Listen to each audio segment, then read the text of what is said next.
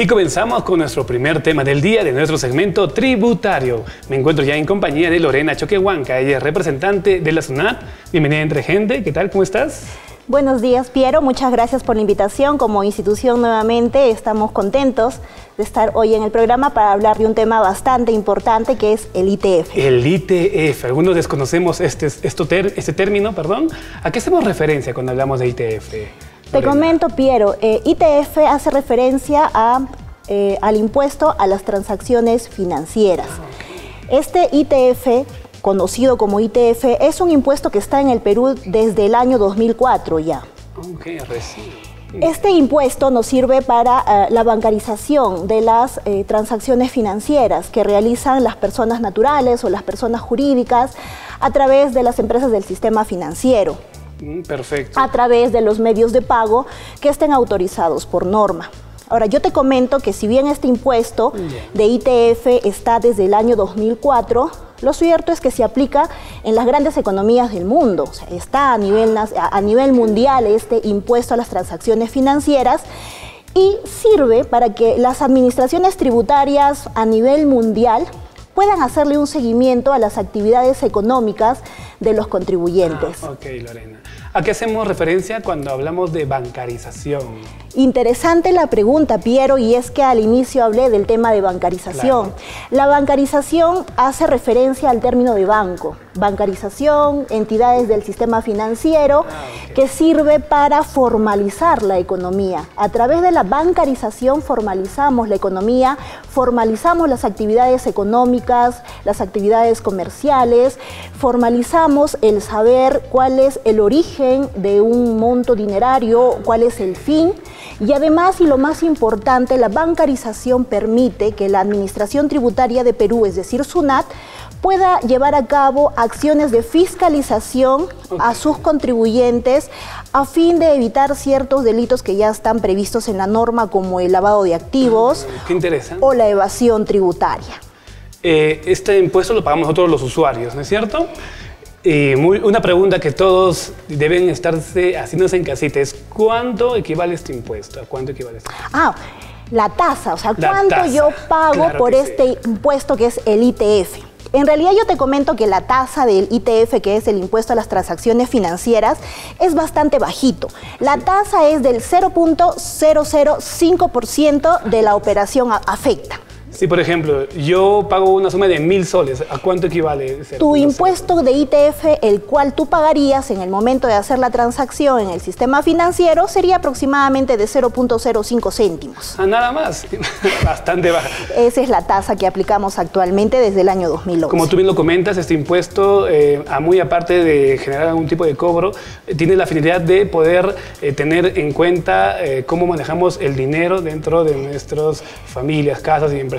¿No? Es cierto, a nivel nacional el gobierno nacional maneja diversos tipos de impuestos, donde las tasas pueden llegar a ser hasta un 30%, hasta el ITF, que es un 0.005%. Y nos preguntamos allí, no solamente tú, sino también los amigos televidentes, ¿por qué es una tasa tan baja? Y es que la finalidad de este impuesto ITF, cuando fue creado, no era tanto recaudar, o sea, hacer llegar impuesto al erario nacional. Esa no era la finalidad, sino básicamente formalizar la economía, formalizar el tema de las operaciones económicas y canalizarlas a través de las entidades del sector financiero. Claro. Es por eso de que a través de este ITF, nosotros como administración tributaria podemos hacer seguimiento a las actividades económicas de los contribuyentes. Si bien es cierto, este ITF se paga al momento de que tú haces una operación a través del sistema financiero, lo cierto que también esto de manera anual puede ser deducido del pago de tu impuesto. Interesante. ¿Y quiénes regulan este impuesto? Obviamente el Estado, ¿no? Exacto. Este tipo de impuesto, que es el impuesto a las transacciones financieras, es un impuesto del gobierno nacional. Al ser un impuesto, lo recauda el Estado a través de su ente recaudador, que es SUNAT, en el cual nosotros como SUNAT recaudamos este impuesto, llevamos nuestros registros de los pagos y las declaraciones que hagan las entidades del sector financiero, y nosotros lo tenemos en nuestros archivos, y si el contribuyente quiere utilizar este gasto, lo puede hacer en su declaración anual. Lorena, ¿pagar este tipo de impuesto nos permite algún tipo de beneficio a nosotros como usuarios y también al gobierno? Bien, en realidad al ser un impuesto, Piero, de por sí ayuda para subvencionar el gasto nacional. Ya comentábamos que en realidad el ingreso es bastante bajo, pero igual suma. Eso es para el tema del presupuesto, el gasto nacional y todo lo que tenemos que subvencionar de manera anual.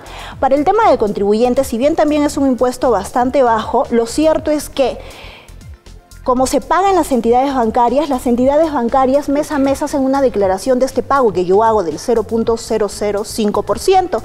Y yo lo puedo utilizar, como te comentaba hace unos minutos, en mi declaración anual, sea como persona jurídica o sea como persona natural. Al momento de hacer mi declaración anual del impuesto a la renta, se va a tomar en cuenta estos pagos de ITF que yo estoy realizando para que se le pueda deducir al impuesto final. O sea, me va a disminuir el pago del impuesto. ¿El ITF se da también cuando utilizo tarjetas de crédito, de débito?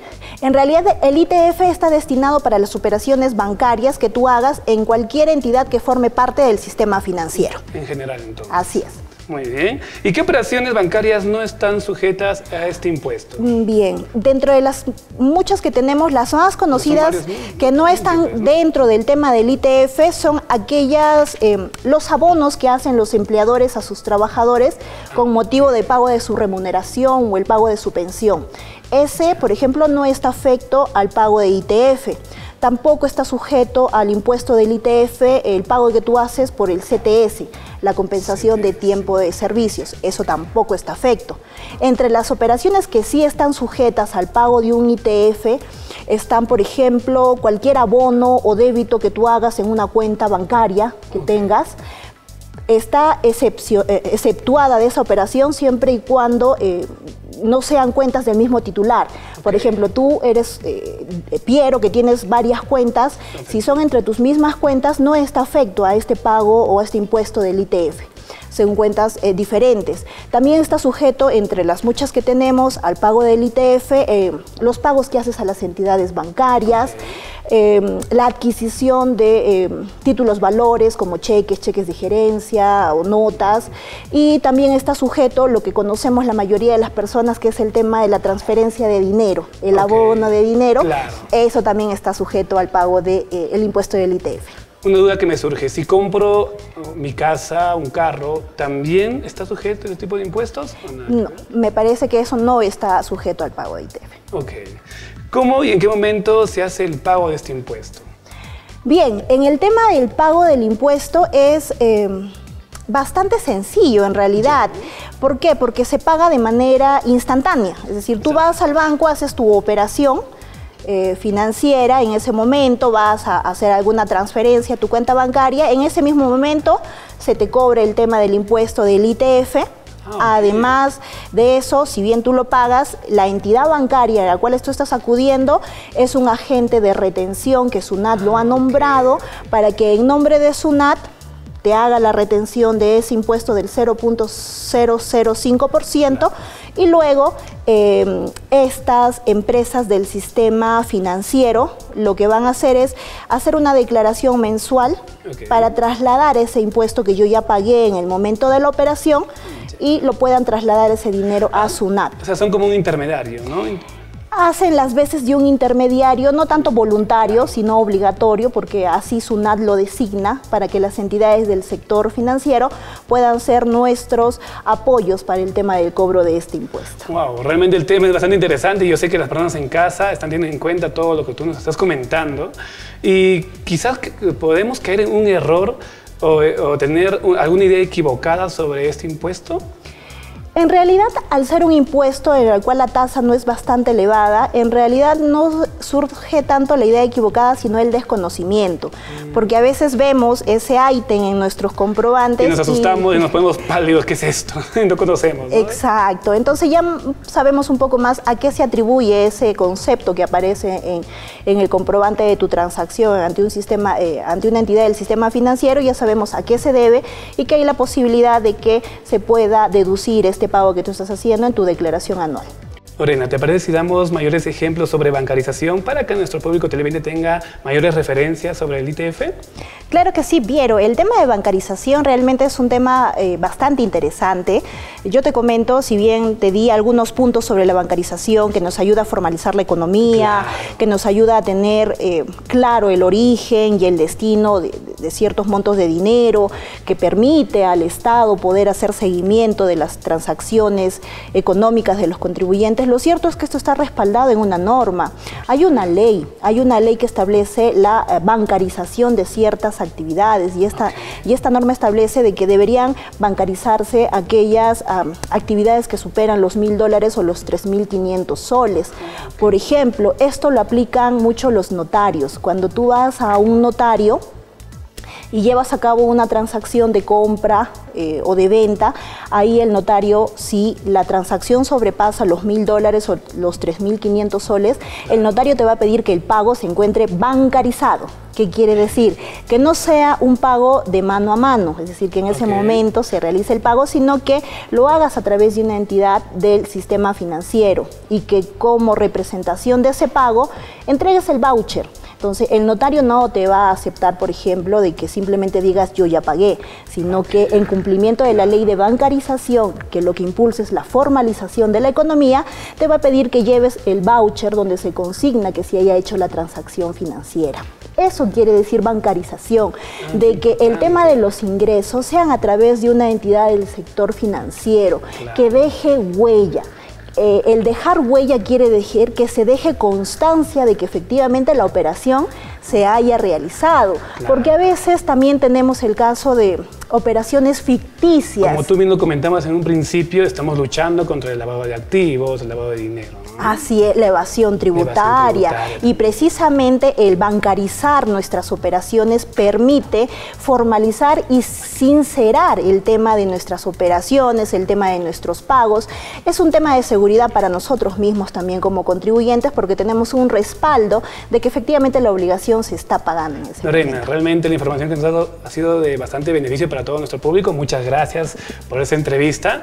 Y algunos últimos consejitos para todo nuestro público, por favor. Simplemente, Piero, nosotros como institución estamos muy agradecidos de la invitación que nos hacen de formar parte de este programa tan bonito e indicarles a los contribuyentes que si tuvieran dudas adicionales a este tema, los invitamos. Nosotros como SUNAT brindamos orientación totalmente gratuita a través de nuestros centros de servicio. Aquí en Huancayo tenemos dos, uno que está ubicado en la calle Real, cuadra 3, y otro que está en el distrito del Tambo, en Santiago Norero, donde van a recibir todo tipo de orientación tributaria de manera totalmente gratuita. Lorena, muchas gracias. Gracias a ti. De esta manera terminamos entonces la primera entrevista y nos vamos a una breve pausa comercial. Recién comenzamos el programa, tenemos muchos más temas para toda la familia, así que no se mueva.